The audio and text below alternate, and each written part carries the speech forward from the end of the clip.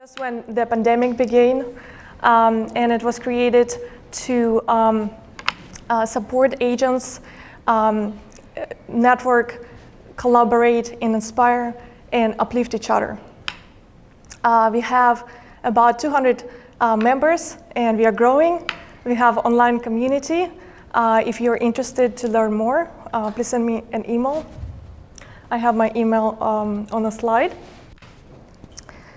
I hope you find this event and other events valuable. If you have any feedback, please send me an email or come talk to me or Robert after the event. We are going to have some time for wine and some time to network till about 6 p.m. We want to thank our sponsors. We have, just a second. We have Virtu Media and Picasso. They are going to speak today later in the program. But I wanted to say a few words about Jeff McKean, the five-star group. Where's Jeff? Raise your hand. Hi, Jeff. Jeff has over 30 years experience in mortgage lending. He has lots of resources. And if you happen to have a client who is looking for a specialty loan, please contact Jeff, make a screenshot. We also want to thank Santa Barbara Winery for providing their delicious wines. We have 4 wines today. Hope you had a chance to taste it. All right, and let's give it up for our sponsors for this event.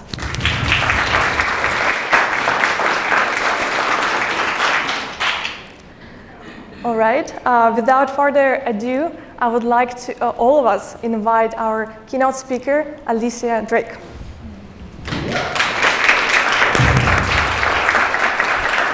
Hi, friends. Thank you so much for coming out today. I'm surprised you guys aren't all off heading out to Burning Man. I'm impressed you're here. I'd like to share a few stories with you that some of you will be able to relate to, and some of you might not. But before I do, I want to ask you a question. Have you ever gone into a room and you saw someone and you thought, wow, that person, they're amazing. I'd like to know them. I'd like to be their friend. Or have you ever been introduced to somebody and you thought, I don't know about that person. Oops, not that person, that person. And you thought, I don't know about that person. There's something about them I don't trust. You just don't get a good feeling inside. Or your friend comes over with her new baby, and you look at that baby and its face, and it's looking up at you, and you just feel so much love and so much happiness for this little being. What am I talking about? And why am I bringing this up when we're here to talk about how to become a luxury real estate agent? Some of you are going to think that this is going to sound really woo-woo and kind of cheesy, but what I'm talking about is your inner energy, how you show up.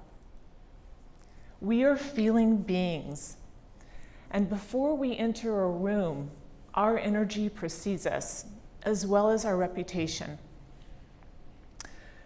And let's face it, real estate agents don't really have such a great reputation. There are programs out there that are portraying us as salespeople that only care about our commission. And that's our first and foremost lead. We have to overcome this. And that starts with really your why. Why are you in this business? I'm not saying that there's anything wrong with wanting to make a lot of money and take care of your family. I'm just saying that there are other reasons. And what is yours? So I'm going to come back to that. It's what I call my secret sauce, my special thing about me and the way I do my business. And I'm going to tell you a story. I was traveling through Europe this summer with my friends, and we had been gone for about a month. And I had one more week to go before coming back to the States. And I decided I would break off on my own. So I decided to go back to Paris, even though we had been there. Paris feels like home to me. I used to live there. And so I headed back. And when I headed back, I reached out to a couple of my friends that were world travelers. And I said, hey, do you have any friends that are in Paris right now that are living there or maybe traveling? Because we've all seen everyone else is there, and so we have tabs on our friends who are there. And one of my friends got back to me. And they said, yeah, I have this friend that I met last summer. He's actually a family friend. He was showing us some property in the country. You should meet him and his wife. He's super entertaining, really smart. You'll probably have a really good time. So I spontaneously called him up, and the next night we grabbed dinner. We went to the typical Parisian cafe. And we talked, and he told me stories of his business and his life in Paris, how he had grown up in the countryside. I asked him about how business felt differently after COVID, how the city felt, and I just continued listening and being curious the entire evening. And as dinner was wrapping up and we were getting ready to have our dessert, he said, wow, you know everything about me and I know nothing about you. Tell me something about you. I said, well, I used to live here in Paris. I did my studies here. I studied at the École des Louvres and the École des Beaux-Arts. And then when I finished, I returned back to the United States. I moved to San Francisco. I started my real estate career there. I moved to Los Angeles. That's where I live now, and I'm a real estate agent. And I could see this kind of piqued his curiosity. He kind of leaned in a little bit. And he said, well, what kind of real estate do you do? I said, well, mostly high-end luxury, and I deal with clientele, mostly celebrities in Los Angeles, you can imagine. This really seemed to intrigue him more. And he said, well, I have a friend who has a chateau about 45 minutes outside of Paris, and he wants to sell it. Maybe you have a buyer for it. I said, well, maybe. I'd have to know more about it, obviously. How much is it? He said, 57 million. I said, wow, that's great. Yeah, I would love to help you sell that. I said, but I can't really sell something that I haven't seen. I'm going to be here for 2 more days, and if you can arrange to take me out there, I'll have a look. So we wrapped up our dessert, parted ways, and the next day, I get a call from him, and he says, I've arranged for you to come out to see the chateau tomorrow. Are you available? Now, we want to stop here in the story. Why do you think this man, having just met me, would change around his schedule and take me out to see the chateau and introduce me to his friend? There was some kind of connection. He trusted me. Somehow he believed, without even seeing my website, looking at any of my reviews online, or knowing anything about any of the properties that I've sold, because most of mine I sell off market. He believes somehow I can serve his client. So I was delighted with the call. I said, great, I'd love to go. I said, but to really make it worth both of our time, I really do need to meet with the owner while we're out there. He said, he's very busy and he's very private. but let me see what I can do. So he hangs up the phone. I go about my day in Paris, and about an hour later, he calls me back. And he says, he's agreed to meet with you, but he's only going to give you 15 or 20 minutes. And by the way, they're shooting a film out there, so the property's not going to be in tip-top shape. I said, great. I'm ready to go. The next morning at 8 a.m., my Uber driver, which is my new friend, shows up, and croissant and cappuccino in hand, off we go on our big adventure to the countryside. Now remember, I've never even seen a photo of where we're going. I don't even know the address. I just know it's 45 minutes outside of Paris, and a ride through the countryside in France is never a bad way to spend an afternoon.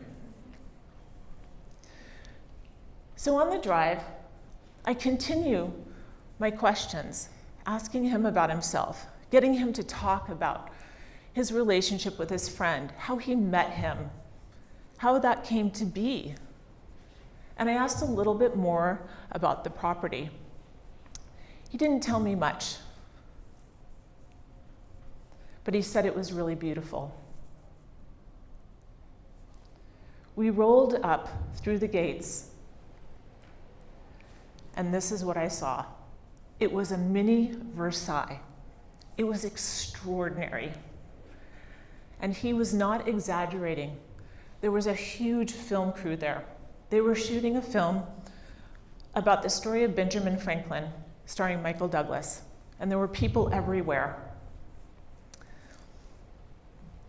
Shortly after we arrived, the owner came out and greeted us. I'm gonna just grab some water really quickly. Thank you. He took me into his office, and we sat down. He spoke very little English, so I was on point, following him in French. I paid special attention never to interrupt him, just following him and encouraging him by nodding.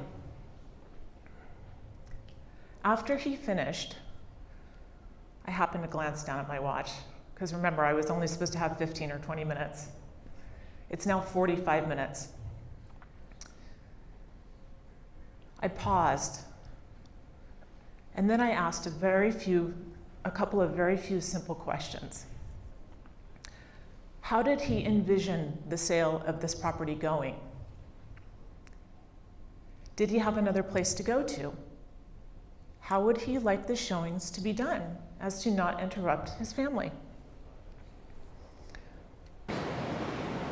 He answered them and then said, now we're at an hour, by the way. He asked me if I would go for a ride around the property. It's 641 acres. And there are lakes. This is part of it inside here. This is the front gates. This was all covered with the film crew. And ponds and statuaries. We toured the whole property. He told me stories of his family's ventures there and the history of the land. It was so interesting, and I was fully intrigued. At the end, when we rolled back up to the front of the chateau, still in the car, I turned to him and I looked him in the eye and I said, "Are you sure you want to sell?" He paused for a minute. And I said, "This is such an extraordinary property with such rich family history. Are you really sure you want to sell?" And he looked at me and he said, "Yes, I do really want to sell." And then he shared a very intimate reason why he wanted to sell. You see, he trusted me. He knew I didn't need this sale. I wasn't trying to get the listing. I wasn't trying to have a feather in my hat to have this extraordinary listing that, excuse my French, but I gave a shit. And I cared about him and his family. My friend and I started heading back, my new friend, back to Paris. And when we were in the car, he said to me that nobody had ever talked to him that way before. Nobody had ever asked him those questions.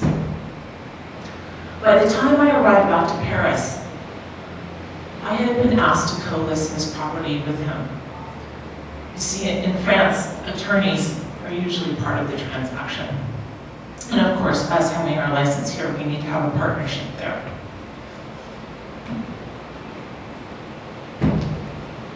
It all starts with your energy. What you have going on inside of you. How you show up for your clients. If you are worried about your bills or wanting to get a listing or close a deal, people feel that. They feel that.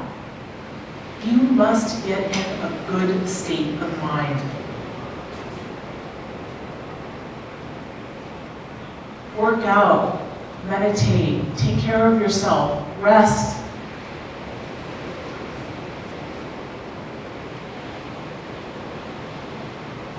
That kind of focus.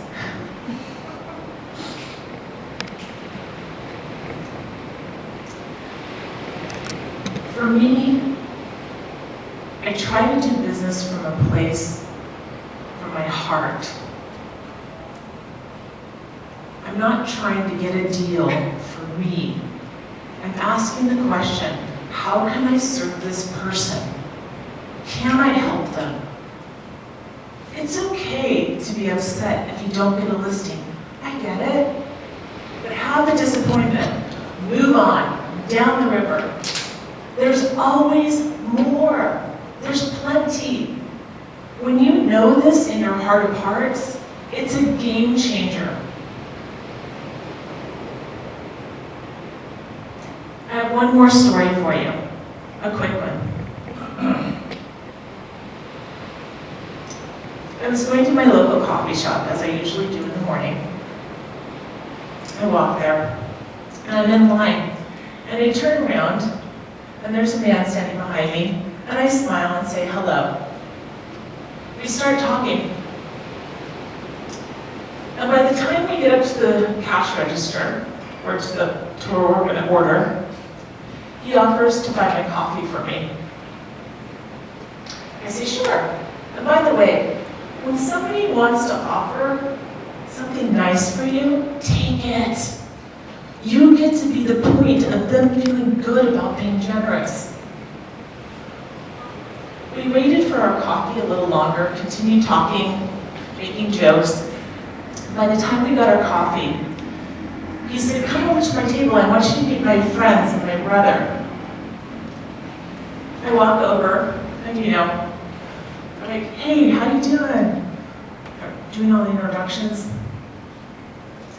And they said, it's LA, of course. So what do you do? I said, well, I'm a real estate agent. And it's a guy, it's a whole table full of guys, and I start firing these questions about the market. And they all live in my neighborhood. What do you think about the market? Did you see that house down there sell? Now remember, my job is to gather information, to be a detective, to listen.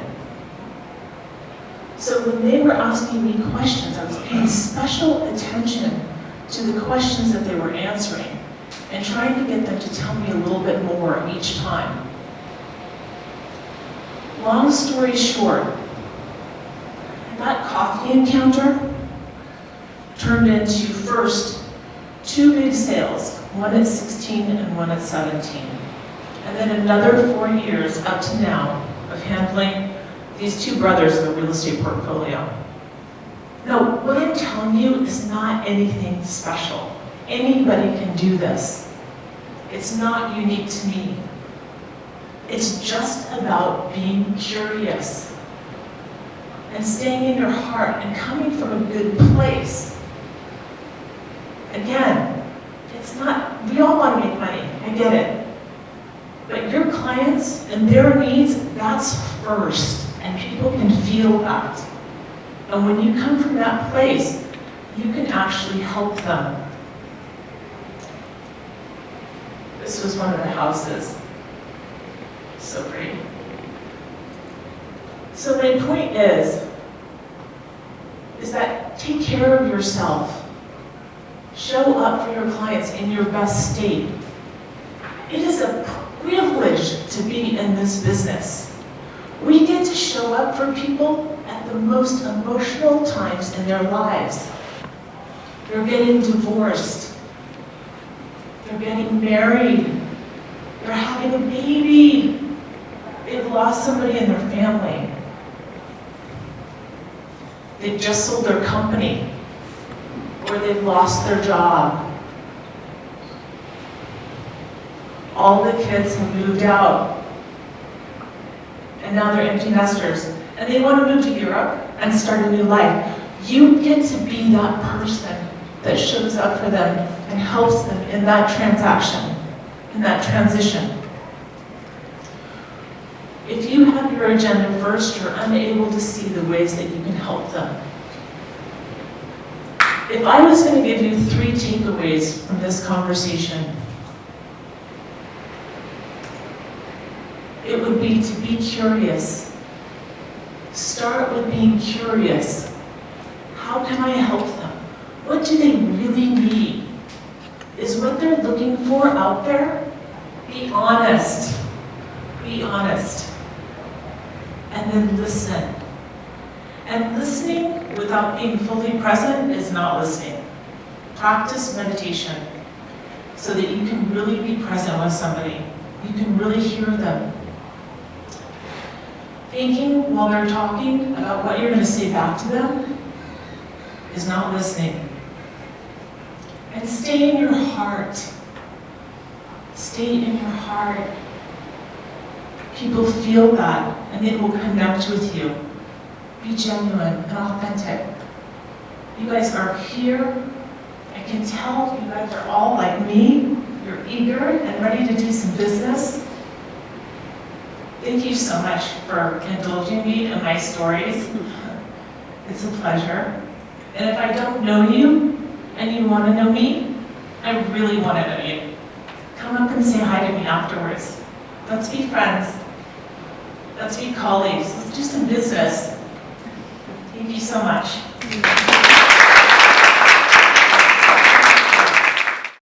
Differentiator is the fact that, again, you can resale and you realize the benefit of all the property appreciation that you see. So as the property increases in price, you again realize those gains. So big difference. We're definitely not a timeshare. Now, obviously, there is a big technology component that comes with our offering. So everything from the scheduling to owner requests, concierge service, all goes through the application.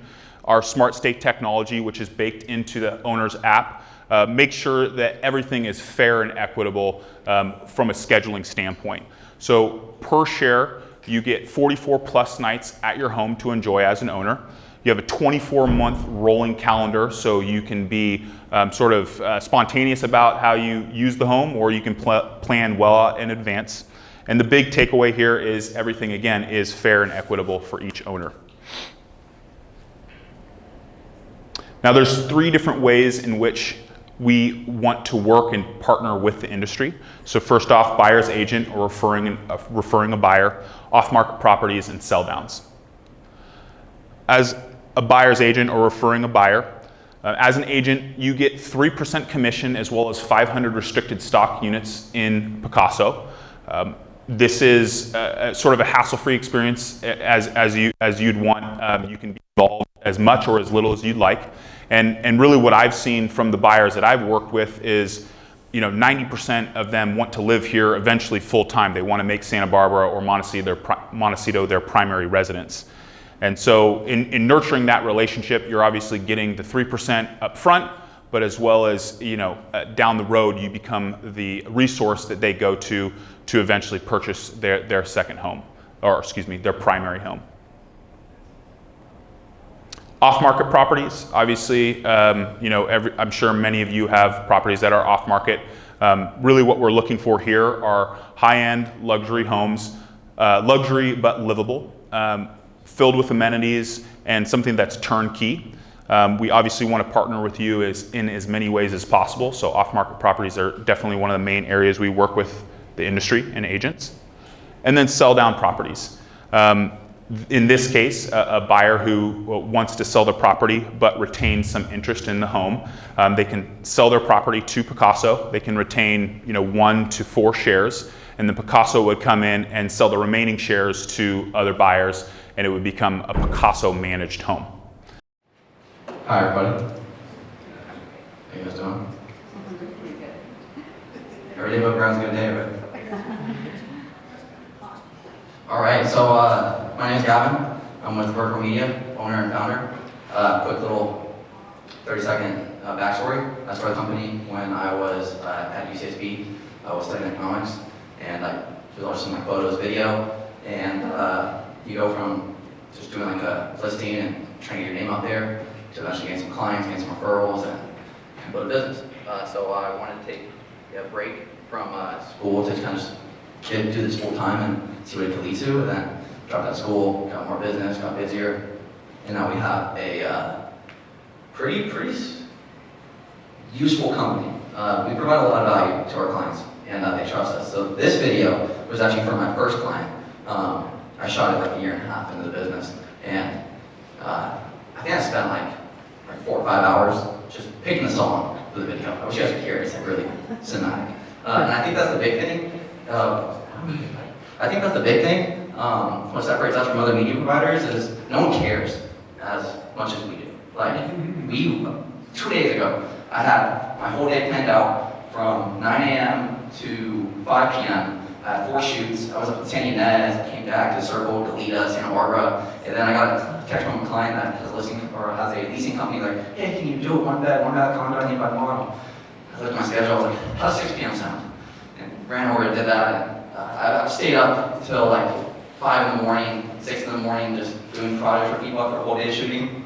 Because we really do care. And I think we make something like that's just an absolutely beautiful house. And so it's not just me. It's not like if I get hit by a car, we can't service you. There's Billy over here. Billy's our other video specialist. And he's great. We also have Mike. Mike is actually a National Geographic and a BBC filmmaker, so he brings a ton of experience. He's actually in Antarctica right now. The Arctic North. He's in the Arctic North doing like a science show. So a lot of this stuff he actually shot too. So we have editors, guaranteed 24-hour turnaround. It's honestly more like 12. So you get all your materials the next day. We do floor plans, websites. If you really want to work with us, we do like your SEO, we do custom stuff. We have everything standardized. If you want like just like a listing video for like $300, we can do that. Or we can do a custom video for like $5,000. There's a big range. This is really cool. So I invented this almost kind of. And it's a virtual tour inside a virtual tour. So I took a drone into these sphere cams, and then we labeled, so this is for ranch, we do a lot of ranches.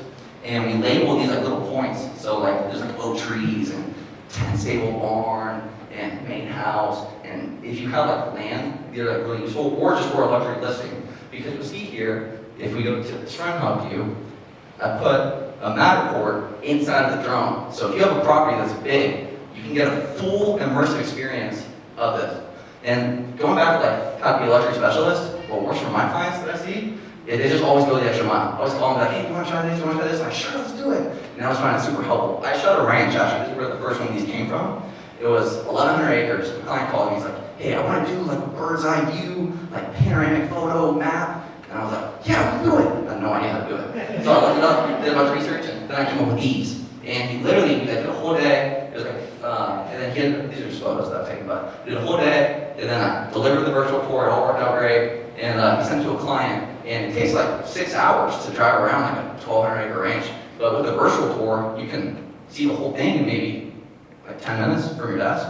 And someone actually bought it. $10 million sale off a virtual tour. So yeah, virtual tour, that's really what we do. We care a lot, we make really cool content. We're really just here to service our clients with the best marketing materials possible so they can do their job better and better and better. And it really does speak a lot to your brand when you go the extra mile and get some really cool stuff that when you look online, everyone needs. So yeah, thank you. And I'll be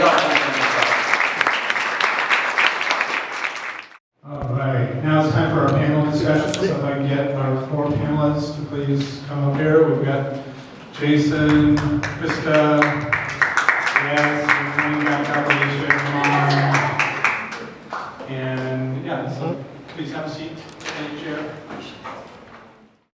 And I'll talk about me for just 1 second. So this is not my first career. I've had 3 careers. My first career, I was really a student, and I started a business called Escapade Imports, where I manufactured product in all those countries: Australia, Bali, India, Korea, Malaysia, Mexico, Nepal, Taiwan, Thailand. And I had sales operations in France, Germany, Italy, and the whole thing was really just about travel everywhere I wanted, anytime I wanted, which I did for 13 years and was very happy as a young man. My second career was here in Santa Barbara. Started in financial services with American Express. Prudential Securities, got hired out of Prudential by Pacific Acquisition Group, which is an investment bank. And then I went to work at a venture capital company, Kagan Capital, here in Santa Barbara. And then just recently I started a 3rd career in real estate. So this is not my first rodeo. I've been around doing lots of stuff before, but that's a little bit about me. I think that the scope of we treat all properties professionally. So all of our properties receive, the professional photography, video, etc. But when you do have a luxury property, I think that the time could potentially take longer, not always. So to be prepared for that. I also think the scope of your events and your marketing may be larger. As one example, El Ferredes is a property that's for sale again right now, and I sold that X number of years ago, and we did a big Rolls-Royce event, and we've gone above and beyond on these luxury properties. That was 2, right? So a 3rd, I think just the sophistication that we're all speaking about. Our clients know their product. You really need an edge, and you need to know that market very, very well. So 3 things. I read this question in the car. Actually, my assistant read it to me about 2 hours ago, and I was like, I'm like, I'm from Reno, Nevada, where you can buy a really great house for like $1 million. And when I moved here, and I was like, oh my gosh, mobile homes are selling for $500,000. I'm like, this is crazy. Like just rental properties. I do a lot of luxury rentals, and it's the amount of money involved, and it's really neat that so many properties here are just luxury. So I've always just treated every single client like it's a luxury client. Yes, when I get the bigger listings, we have rollouts of different catered events and try to do some kind of creativity curtailed to what that client wants. I'm more of like a under radar agent. I like to kind of be low key. I'm not a big blaster to the masses, and my clients like that. A lot of my clients hire me because I don't want to be all over the place. So that's my 1 or 2. Hopefully that was mixed in there. And then the 3rd one, just being genuine and being very honest with your clients. I mean, I can say that more often than not, I tell my clients that I don't know if they really should sell because they're not going to be able to find a replacement property even similar to what they're selling.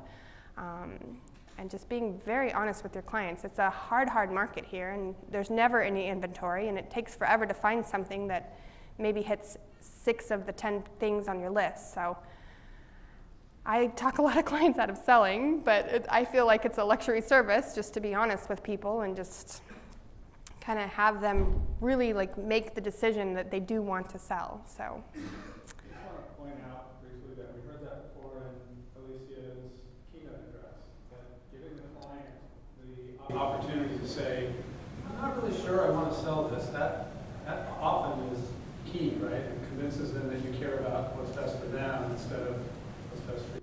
Sometimes you need to hear it though too, because you have those listings where they want to try for that big number, and you want to know that they're going to try and that they're actually going to sell it. Because before I dump $30,000 into a property, I want to know that person is going to actually be a seller and not waste the money that I invest in them to get them their ultimate goal. So it's a good conversation to have with your clients of just a little bit of pushback. Are you sure you want to do this? Because for me, I'm like, I want to know. Thank you, Jason. I think when marketing a luxury property, 3 things would be photography, video, and your print materials. I think when you're marketing a luxury property, you cannot go with the most cost-effective photographer. Find the best photographer you can in your market and use that person to brand yourself. It's going to be worth it in the long run, especially if you have a listing that you sell, you can show the materials to the next client. Video, we have a listing right now on Padero Lane that's listed at $36.5 million, and we shot 4 times to get the right lifestyle video. The first time we shot didn't come out right. We had to do a second shoot, and we ended up shelving the whole video, brought another guy in, had to do another shoot, and we finally got something that we were proud of to present to our clients. And then print materials, all of our brochures are completely custom. We hire an architect to do floor plans and site plans to make selling the property easy for other agents. And so I think what I would suggest if you want to be a luxury agent, look at how other agents are marketing the most expensive properties in the world and just try to do better than that. So look at what other people are doing and just go to the highest level that you possibly can. Alicia, you want to take this one or skip it? Oh, I mean, what he said. Exactly what he said. And then, yeah, it's an international game. We all know that for sure. So it's so critical to make sure that you have your websites with multiple languages on them. I mean, I'm sure you guys are dealing with people all over the world as much as I am. I mean, our world is getting smaller and smaller, and especially in the high-end market. It's not their first $30 million house. They've got multiples. So they're living in other countries, they're coming from other places. So I think language is a real key thing to be able to make them feel comfortable as they're navigating through your website. Also, when they're looking at the property, there are algorithms that you can create that will track those people and give you information on how you can reach back out to them and connect with them. And I think that that's a really useful tool. If you guys aren't using that yet, make sure that these websites that you're building for these beautiful homes, that there is a trail so that you can get back to those people that are clicking on it and coming back to it, and you're able to reach back out to them directly. Great tip. What are you doing to differentiate yourself from other luxury agents? I'm going to start in the middle with Jason this time. I think, we're all kind of working in the same markets, shooting for the same thing. Right now, our focus is specifically on a specific market, so we are farming really hard on the beachfront. We have probably 15 scheduled mailers that are going out to all 1,100 of the beach property owners from Ventura out to Hope Ranch. We have new and exciting things that we're sending to them. We're sending them valuable pieces of information. We're marketing our listings. So we're really doing a deep dive on direct mail and sending out high quality pieces to these clients who have, $10, $20 million beach homes. That's their 5th home, and they receive something from us in the mail 10 times in Beverly Hills. Eventually, I think they're going to reach out to us. So we're just doing a very targeted mailer program to our farm. That's what we're doing. Crysta? Yeah, so a majority of my clients hate mailers and always bitch about mailers. So I've kind of steered away from mailers and just pick up the phone. I'm a better person in person, and I just make phone calls. I don't cold call. I call my clients. I ask who they have that's coming up, who they might know that's working to be here. So that's kind of my thing, and it's not really a marketing thing that makes me different, but I don't do the direct mailers or the cold calling. I call my sphere, and my sphere gives back to me it's just kind of, I don't know, that's my thing, yeah.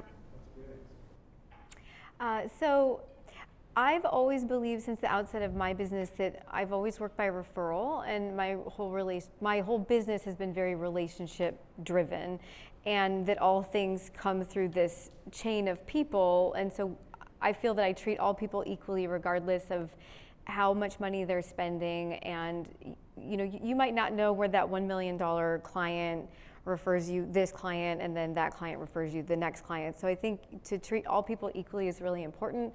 I think that goes back to your integrity and the authenticity that's been spoken about here. And I just really am focused on building quality relationships. And I believe that I operate from a place of integrity in my team as well. And that we're also super professional and we know our market, so that when we do have those relationships, we have the brand, the experience and the expertise, you know, to back us up on that. Thank you. Alicia? This is a really tough question for me because I don't actually have an answer to it. I don't really feel like there's anything that's very special about me that's different than other luxury real estate agents, other than just my relationships currently with my clients and timing. I don't feel like I'm doing anything better than any of you could do. It's just my skill set. Okay, that's fine. I'm not doing anything. If you can give tips to other agents trying to prepare themselves to work in the luxury market, let's start with Crysta. Yeah, so I'm just a big believer in taking it all. Like, don't turn people down. I mean, whatever. I will actually wrap that backwards. I do turn people down if they don't want me to try to rent their 1-bedroom condo or something. But I then will have a referral basis of like, oh, well that's so great that you want to do that, but here's like a few people that can help you. So I'm just a big believer in trying to like do as much business as possible, and treating all of my clients like they're rock stars. They're buying in Santa Barbara. I'm like, God, look where we live. It's freaking luxury out there. So whatever they're buying is probably luxury to them, or whatever they're leasing. I'm like, they can only spend $5,000 a month. Try to find them the best $5,000 a month rentals. Like, it's just, that's just my luxury market thing. I just want everyone to just sell it all, and then you work yourself up once you get sales, because you're not going to jump into the luxury market unless you have something to show for it. So I think my answer might not be beloved, but I think it goes back to the old-fashioned kind of time in the market, hard work. But I think that you also need to know that you are a walking, talking, you're branded wherever you go and throughout your life. And so going back to what Alicia said about your energy and the place that you are coming from, whether you're out having drinks with friends or you are going for a workout or you're going to have coffee, you're seeing your neighbors, you're a walking, talking brand, and so it's all about how you present yourself. And so in the luxury market, clients are definitely looking at that, and I think they're looking at you head to toe, how articulate you are, how well you know the market, and just time in the market. And I know that might not be the sexy answer, but I think that that's the real answer. Oh, I thought that was sexy. Okay. I kind of like this question. Can I tell a little story with it? No. Oh, come on, please. Okay. Again, it goes back to being creative. And when I first started out, in the very beginning, I picked up the phone. I didn't really make a decision I was going to be a luxury real estate agent. That was not how I was setting out. I had people that were here last week, they knew I had 2 little kids, I had no money, I'd just gotten divorced, and I grabbed my tiny little black book and I just started calling everybody I knew. And one of the people that I called, not kind of limiting who I was going to be reaching out to, because I wasn't specifically only going to be a luxury real estate agent, I called my old horse trainer in Las Vegas. And I said, hey, I've got my license. Do you know anybody? And by the way, I'm living in San Francisco at the time. Do you know anybody that wants to buy or sell real estate in the next 30 days? And this was like a script that I had learned. And she said, well, you know, I don't, but you know, George's husband's a realtor, you should call him. So here I am on my little trail, and I'm just being open and curious. I call him up and I said, hey, Kendall, I'm a real estate agent now, and I'm in San Francisco. Do you know anybody that wants to buy or sell real estate? And he said, well, actually, I do. I have my client from Las Vegas is living in San Francisco, and he wants to live in the Four Seasons. Now, he has an agent there, by the way, but they haven't been able to find him a unit. Can I put you in touch with them? If you can find him something, now, by the way, this is back in 2002, okay, so a long time ago. Give me a referral fee. And I had not sold anything, and I didn't know anything about the business, but I was full of fire, and I was curious, and I was creative. So 2002, I didn't know that you couldn't actually send out letters to everybody at the Four Seasons. And I did, but the way I did it is I made it look like a wedding invitation. So everybody in that building got a letter from me that said, hey, do you want to sell? I got a buyer. And again, 2002, this is done now a lot, but it wasn't then. And my phone started ringing. And I didn't know what I was like, oh, yes, I'll come and look at your unit. A couple of people called me about they wanted to sell it. I didn't have the skill set yet to convert that into a listing. But then I get a call from the developer of the Four Seasons. And he said, hey, I have a unit. It's actually just a shell. It's an empty space. Maybe your buyer would want it. It was $6 million. And at that time, that was a lot of money. A lot of money for just concrete and like wires hanging from the ceiling. So I took my client up there. I walked in, and he bought it. He bought it. It was the first sale that I had. So my suggestion in being a luxury real estate agent is not necessarily that you can have that intention, but just go for it. Just try anything, because you just never know what's going to happen. You never know. And if you're honest, by the way, that's the thing. When people got those letters, I actually really did have a buyer for that building. And people, again, they feel that energy. If you're trying to bullshit someone, they're gonna know. They're gonna know you're just trying to get a listing. And it's not gonna stay well in your body. You're gonna come across as unauthentic and insincere. Jason, I don't think you finished up. Oh, yeah, I think I agree. I think just don't be afraid, you can do it. And I think being a luxury specialist is the same as being a specialist in a different price point that's low. It's not any different. You just know the market so well in that segment that you're able to service those clients. So if you're selling homes that are $1 million, $1.5 million, and you want to jump up to 5, 10, or 20, I would recommend going out on Caravan and seeing every high-end listing that you can possibly see. Talk to the agents that have those listings, learn about the area, learn about what they're dealing with, if they have any clients, and just immerse yourself in that market and learn it so that when you have a client who has 5 or 10 million to spend, you can speak from a point of, you're a knowledge broker, you know what to say. So I would just say jump right in. It's no different than selling $1 million homes to $10 million homes. Here's a good one for timely. How has the taste of luxury buyers been since the pandemic, and how should we be advising luxury sellers in the current market? Let's start with Alicia. I don't have a good answer for this one either. Have you noticed changes recently with the pandemic is really the question. Oh. Yes, yeah. Everyone needs more. They're very specific. I mean, they've been in lockdown. Now they realize that they can work from home. So everybody wants an office. They need a place for their kids to study at home. Thank you. So shopping for homes is, definitely way more aggressive. They want something now, they want more land, something bigger, and they're moving fast.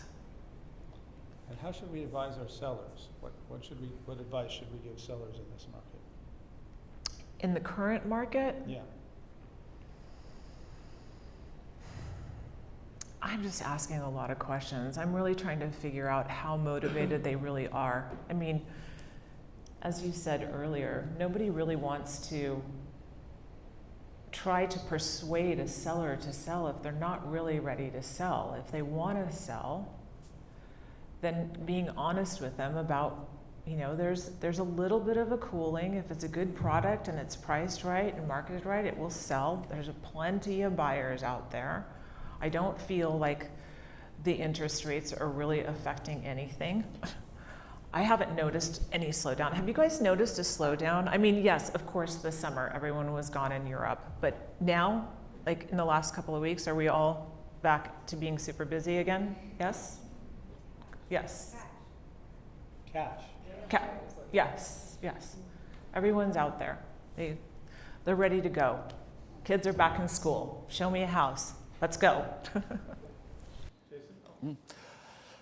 Since the pandemic, I think I've noticed just a desire to have it all. You know, have the indoor space, the outdoor space, the pool, the compound, the beach property. Being pent up and quarantined, I think drove people a little crazy. And, you know, so if you have a ton of money and you're like, I don't know how long this is going to go on for, I want the best property I can possibly find. So I think it just kind of turned how we lived into a different direction towards having everything under, you know, one roof or on your property. And how we're advising our sellers, luxury sellers, I typically like to give my clients an overview of what's happening nationally, then what's happening in California, then what's happening in the Santa Barbara County market, and then I do a deep dive on wherever they are, if it's the beach, or if it's Montecito, or if it's Hope Ranch. So I kind of give them an overall picture, what's happening on the West Coast, Santa Barbara, and then here's what's happening locally. And they're smart. These guys usually have, you know, dozens of properties. I have one client that has thousands of properties. They know what's going on in the market. They like to know that you know, though. So that's what I would say. Well, I hate the pandemic. Anyone that knows me knows that's true. But I will say that a majority of my clients, my buyers specifically, all wanted the more space, the pools, the indoor, the outdoor, greater space for their kids to roam. They wanted to focus on they were willing to look outside of school districts, which was awesome because so many people pulled their kids out of public school. So my whole thing is just knowing so much about kids because, well, the three of us, I don't know how old your kids are now, but like, yeah, we all have young kids. So it's like you just know a lot about the kids and how everyone's shifting and trying to make their kids happy. So many of my clients came to me from New York City and random Philly and 3 from Chicago last year, and they all had kids. They just wanted their kids to experience Santa Barbara and to be free and to be out and to be at the beach. And so that was all very important for them. And then they all looked at private schools. None of them were public school specific during the last 2 years. It was kind of weird. But it was fun because we had a lot more options. I wasn't having to stick someone in Montecito where their $6 million really didn't get them anything, but I was able to put them in Hope Ranch where $7 million got them something that would have been $12 million in Montecito. So it was a fun kind of, I loved it. It was a really fun nonstop time of trying to help. I just did a majority of families. In terms of advising sellers, my big thing during sellers were, if they were full-time residents, is just telling them their options, because the last 2 years, I can't tell you how many calls I've gotten from distressed sellers that are working with someone else, just, oh my God, my house is in escrow, we're contingent free, we're closing in 15 days, I have nowhere to go, and they won't help me with a rental. Or we can't find anything to buy, so I guess I have to rent. So it was like me being put in a weird situation of like, oh, this isn't my client, and here they are reaching out to me with a sob story that their house was kind of sold out from underneath them without knowing kind of without knowing where they're going. So that's it just keeps coming back to the genuine and the honesty thing. So advising my sellers of like, okay, so you want to sell, here's your options, here's what you have to look at. Like, it's dismal because we've had no inventory. And then it was dismal in the rental side of things. So it was just giving like a true perspective on, if you want to stay here, this is what you're going to have to settle for. So that was, a lot of my sellers did not like to hear that because I was not always the popular agent, and I lost some listings because I told people, I'm like, if you're going to sell this, I'm happy to help you, but like, this is what you have to look at. And just, they saw the money signs of, oh, this is we're at this price point that we've never been at in Santa Barbara, and I want to take advantage of it, but a lot of them are still in rentals. So I don't know, that's how I advised my sellers, of just making sure they knew where to go. Sorry. Yeah, go ahead. Well, we saw a lot of things through the pandemic. I thought, I mean, the pandemic, we all know, was hard on a lot of people, but at the same time, I think it caused people to really recalibrate their lives and their goals, and to think about what they really want and the opportunity cost of waiting for something. So I could wait, I can keep working in LA, or I can go live my life right now the way I want to live my life right now, and that there's a value on that. And so people had this sense of urgency to make things happen. And going to what the group said, Zoom rooms, became quite a thing, home offices, the gym, just indoor, outdoor space for children at home from school. I think even with the pandemic not that COVID is gone, we all know that, but kids back in school, things a bit back to normal, I still think people want that extra space. They still want that home office. I look at myself and I love my own home office, and I want my Peloton. And so we have things that we want. So we had clients from the Bay Area, from Los Angeles, from New York, even at my children's school, families from New York and all over the country have come in. So I had a lot of clients, to Crysta's point, they wanted their children to be wild and to be on trails and to be at the beach, and not, so lifestyle is a big deal, not just stuck indoors or not in an unsafe area. They wanted to feel some freedom again. And I think that's a paradigm shift that's here to stay. I don't think that COVID is just this temporary blip. I think that forced us all to move forward in a way that won't necessarily go back. So my LA clients are not moving back to LA, they're staying here. And then in terms of advising sellers, I am an economics major and I study this a lot, and we are having an economic cycle. The Fed's had to raise rates, and that does impact people here, and we have seen a shift in our market. I think inventory is still incredibly low, and I think people locked into these low rates will be a little bit less flexible about moving, but I do think that we start to see the beginning of a cycle, and I think we can't ignore that. And so I think that there is a shift happening, and I think we need to be careful on how we're advising our sellers. Absolutely. Great, thank you. I'm going to take a little break here, and first of all, I want to get a sense from the audience. How many of you have found value out of this panel discussion? If I can get a show of hands. And then, how many people would value drinking more wine? So we're at the end of the time that's allotted for the panel discussion. So I really want to get a sense. Last time we did an event here, the feedback that I got was we want more social time. So really, do people want social time? Because I have a whole slew more questions I could put up there and ask the panel. If people want social time, we're happy to you can jump right to the end. People want social time? Want to see the questions? Social time. More questions the next question? Okay. So here's next time, okay? And I would like to see a show of hands. I'm going to read this list of topics for next time, and I would like to see a show of hands for each topic. So if you'd like to have a panel discussion or a keynote speaker or both on how to build a $100 million sales team in Santa Barbara, please raise your hand. 1, 2, 3, 4, 5, 6, 7, 8, 9, 10, 11, 12. How to become a real estate marketing monster? Please raise your hand. 1, 2, 3, 4, 5. How to become a real estate No, it's No, you guys look for as many as you like. You could just say I'm older.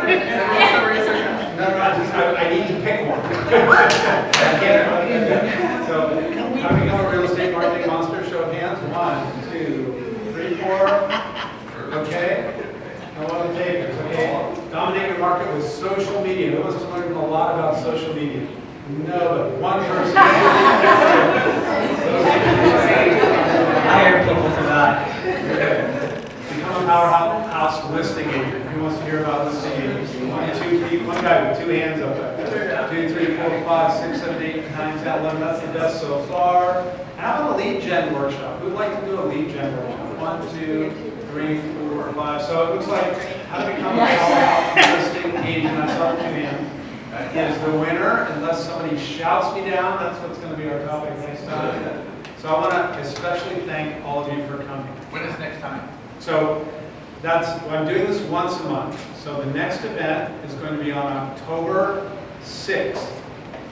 So October 6th here. We don't have it. We don't have it scheduled for 4 to 6. One of the pieces of feedback we got last time is people wanted to drink wine later in the afternoon.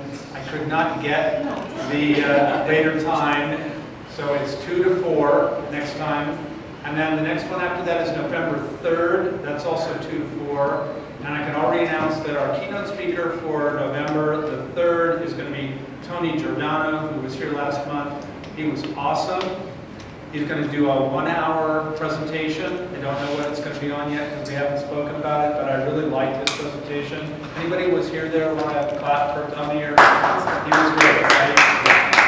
So that's November 3rd. And then I also want to let you know that this is continuing on to next year. And next year, I am not going to make the mistake of scheduling at the same time as first Thursday of the month. So it's going to be the 3rd Thursday of the month. So it's going to be every 3rd Thursday all next year. We're going to be right here. Tell your friends. It's a social event. It's an educational event. It's just for realtors.